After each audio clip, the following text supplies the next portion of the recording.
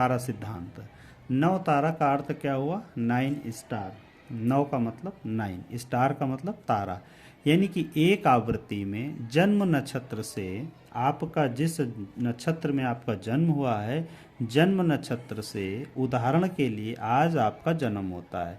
कब? आज 10 दिसंबर को अगर किसी का जन्म होता है तो चंद्रमा कहाँ पे है? उत्तरा फाल्गुनी में, उत्तरा भाद्रपद में है। आज चंद्रमा कहाँ है? उत्तरा भाद्रपद में, मीन राशि में। तो हमारा कहाँ से जन्म तारा शुरू होगा? उत्तरा भाद्रपद से। तो हमने यहाँ पे उदाहरण के लिए लिया, ये उदाहरण कुंडली ली कि चूंकि मेष राशि से हमारा अश्विनी नक्षत्र और मेष राशि से काल पुरुष की कुंडली बनती है, तो यहाँ पे हमने अश्विनी को उदाहरण के लिए ले लिया। तो किसी जातक का जन्म अश्विनी में होता है तो अश्विनी से अतिमित्र आश्लेषा का होगा, यानी कि इधर भी गंडमूल है। देखिए आपको पता होगा केतु के नक्षत्र गंडमूल कहलाते हैं और इधर हमारे बुध के नक्षत्र गंडमूल कहलाते हैं। गंडमूल क्या है, कैसे है, इसके विषय में कभी बात करेंगे। ठीक है, एक थोड़ा विषय है अपने आप में, तो हम इस पे चलते हैं। तो ये हमारा क्या हुआ, इसको हमने पहला नंबर दिया, ये जन्म नक्षत्र हुआ। अब हमने इनकी जो नाम रखे वो क्या रखे? जन्म, संपत, विपत, क्षेमा, प्रत्यारी, साधक, बाधक, मित्र, अतिमित्र।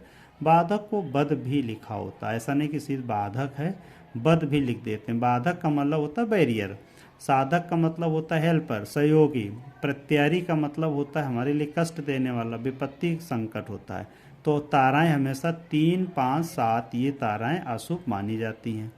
ठीक है, अब जब आपके जन्म नक्षत्र से कोई नक्षत्र विपत तारा में पड़ रहा है, प्रत्यारी में पड़ रहा है, बाधक या बद में पड़ रहा है, तो ये आपके लिए कैसा हुआ? लॉस होगा, हानिकारक होगा आपके लिए, कष्टकारी। लेकिन इनके साथ भी अगर आपका जन्म नक्षत्र 10वां पड़ रहा है, जन्म नक्षत्र से 10वां नक्षत्र को क्या कहते हैं? कर्म नक्षत्र। तो कर्म में समस्या होगी, कार्य में बाधा होगी। इसी तरह से जन्म नक्षत्र से 16वां नक्षत्र कौन सा पड़ेगा? तो 16वां ये वाला पड़ेगा यहाँ पे, क्योंकि इसमें अभिजित को गिना जाता है, तो अभिजित ये आ जाएगा।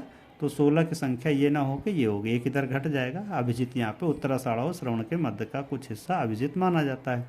अब 16वां नक्षत्र क्या कहलाएगा? संघातिक नक्षत्र। फिर 18वां नक्षत्र कौन सा होगा? ये 18 होगा, ये आपका ज्येष्ठा बुध का।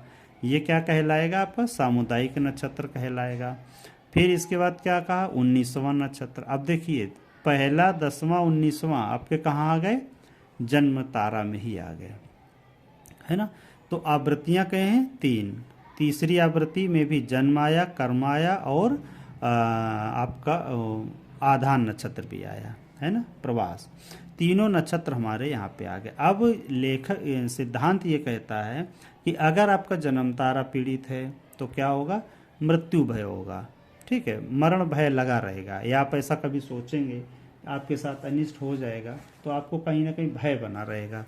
ठीक है, इसी तरह से आपका कर्म नक्षत्र अगर पीड़ित है तो कर्म में बाधा होगी।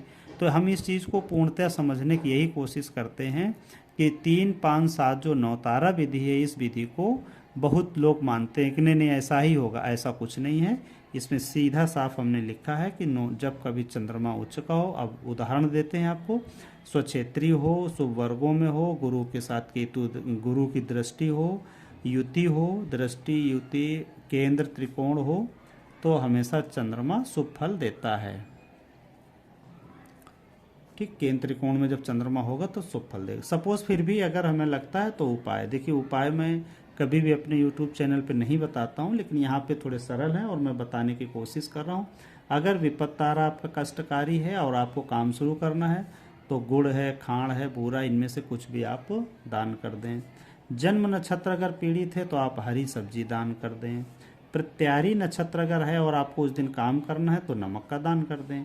बद नक्षत्र है, उस दिन आपको कहीं जाना है, कुछ ऐसा विशेष काम करना है तो तिल प्लस दक्षिणा दान कर दें। दक्षिणा मतलब कुछ मुद्रा, लेकिन कुछ ग्रंथों में लिखा है कि स्वर्ण दान भी कर दें। अब ये तो बड़ा महंगा है, लेकिन तिल प्लस दक्षिणा दान कर दें, या फिर जैसी आपकी समस्या हो उस हिसाब से देख लें, ये मेरा सिद्धांत नहीं। अब नक्षत्र पीड़ित कैसे होता है? पीड़ित कैसे होता है? जिस नक्षत्र में सूर्य का गोचर हो, तो इस समय वर्तमान में किस में है? ज्येष्ठा में पीड़ित है। जिस नक्षत्र में शनि का गोचर हो, शनि किस में है, शतभिषा में है, जिस दिन आज मैं वीडियो बना रहा हूँ 10 दिसंबर को। ठीक, दूसरा कहा गया रेट्रोग्रेड मंगल हो। इत्तेफाक से 6 या सुबह 7 तारीख को 7 दिसंबर को मंगल भी रेट्रो हो गए हैं। ठीक, रेट्रो हो गए हैं। जब मंगल रेट्रो होते हैं तो इसको विशेष काम सौंप दिया जाता है। ये काम क्या है, लड़ाई झगड़ा युद्ध बीमारी, इसका एक वीडियो मैं अलग से बना दूंगा। ठीक, अब यहाँ पे फिर हम आते हैं, आपका 18वां नक्षत्र क्या हुआ, सामुदायिक हुआ। 19वां नक्षत्र आधान हुआ। 22वां नक्षत्र वैनाशिक हुआ। वैनाशिक मतलब जो हमको पूरी तरह से डिस्ट्रॉय कर दे। इस तरह से हम नक्षत्रों के सिद्धांतों को देखते और समझते हैं। अगर आपका जन्म नक्षत्र पीड़ित है, 10वां नक्षत्र पीड़ित है, 16वां नक्षत्र पीड़ित है, 18वां नक्षत्र पीड़ित है, 19वां पीड़ित है, 22वां पीड़ित है, तो इस तरह से वो अपने अपने काम को जहाँ जिस नक्षत्र को दिया गया है उस नक्षत्र से हमें उस काम में वो पीड़ा देता रहेगा। तो उस पीड़ा से बचने के लिए ये उपाय थोड़े से हैं। और यहाँ पे दूसरा नोट करके लिखा है कि ज़्यादा घबराने की बात नहीं होती। एकदम से ऐसा ना समझें कि अब प्रत्यारी है और हमें काम शुरू करना तो ऐसा होगा। हाँ, लेकिन जब कोई विशेष बीमार हो, विशेष समस्या चल रही हो, तब इनको ज़रूर ध्यान में रखें। क्योंकि दुखती नब्ज़ जब होती है तो हमें कष्ट अधिक होता है ना। एक तो संकट चल रहा होता, दूसरा और मुसीबत आ जाती है। इसको उदाहरण के तौर पे कहते हैं ना, भूखे में कंगाली में आटा गीला, ऐसा करके। तो अब हमारे पास आटा था नहीं और उसमें पानी अधिक डाल दिया तो पता चला कि हमारे गीला हो गया, हम रोटी भी नहीं बना सके। तो जब स्वास्थ्य को लेके कोई विशेष समस्या हो तब इनका ज़रूर ध्यान दें, और वैसे सामान्य परिस्थितियों में इनका इतना विशेष ध्यान ना दें।